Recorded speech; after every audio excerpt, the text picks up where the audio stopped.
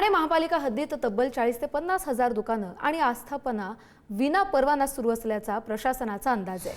मालमत्ता कर विभागाकडे एकूण 70,161 अनिवासी आस्थापनांची नोंद असताना परवाना घेतलेल्या आस्थापनांची संख्या अवघी 7,246 आहे। विना परवाना व्यवसाय शोधण्यासाठी त्रयस्थ संस्थेमार्फत सर्वेक्षण केलं जाणार आहे आणि या मोहिमेतून महापालिकेच्या परवाना शुल्काच्या उत्पन्नात दरवर्षी 4 ते 5 कोटी रुपयांची वाढ अपेक्षित आहे।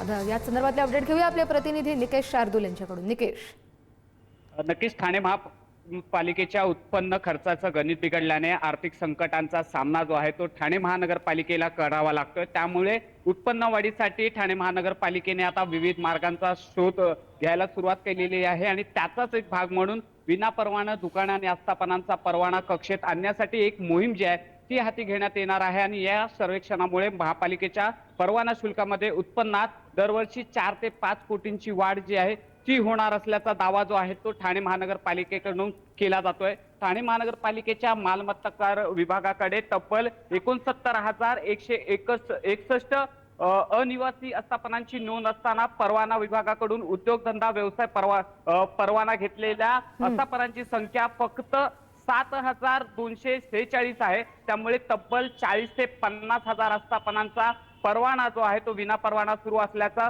प्रशासनाचा अंदाज आहे आणि या आस्थापनांचा शोध घेण्यासाठी ठाणे महानगरपालिकेने त्यामुळे हा शोध घेतल्यानंतरच विना परवाना आस्थापना किती आहेत त्याची आकडेवारी समोर येईल। धन्यवाद निकेश दिलेल्या माहितीसाठी।